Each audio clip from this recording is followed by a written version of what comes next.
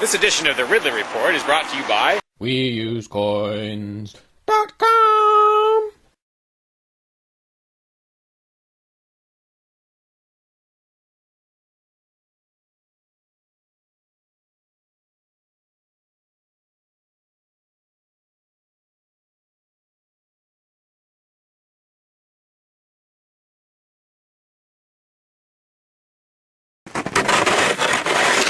When I was out there a couple years ago, I tried to do a video. I got rid of some of the ice and did a little video about it, suggesting maybe that I shouldn't be the only one. I don't think anyone even paid any attention, unless I'm missing something.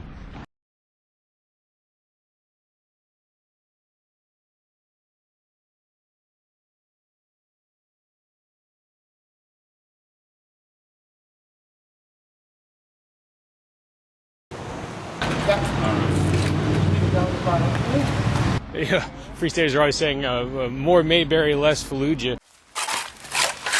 I'd like to say more Mayberry, less Move. If you remember Move, they were the communist-leaning commune in Philadelphia that was burned to the ground by authorities along with most of the neighborhood. Why? Well, because they were perceived as sort of a threat to the neighborhood. Their demeanor and actions didn't really always do much to help ease that perception. Initiation of property tax resistance. Simply put, I bought this land here under the impression that I own it. It should be accompanied by and thus associated with some sort of improvement to the neighborhood.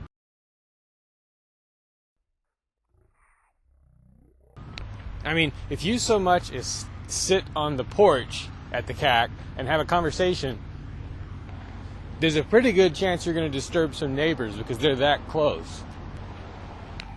Imagine how much negativity there's going to be toward the CAC, toward Ian, as the place starts to become a real ground zero of some kind of property tax revolt.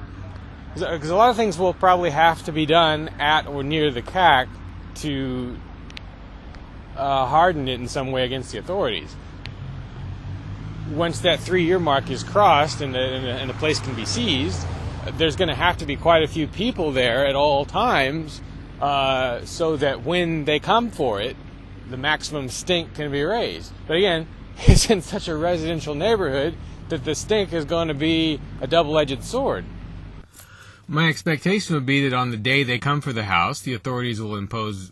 Well, actually, before they even take it, they may impose an exclusion zone, which bans any number of people from being at the house.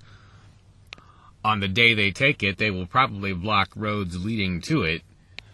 The way you handle that, maybe, would be to create scenes of some sort at each of the roadblocks, or to occupy some piece of town property in response, peaceably, expecting to be dragged out of there. But the goal here, I think, probably should be not just to maximize publicity, everyone already knows that, but to trigger a sort of second or third phase in the property tax revolt, to inspire someone else to do the same thing, hopefully 10 or 15 someone else's. Now, if Ian and company have set different goals, fine. But what exactly are the goals? I mean, there should be clearly defined objectives. Every aspect of this should be documented as well as possible, especially on video. What would be relatively ideal is if there were some situation that could be created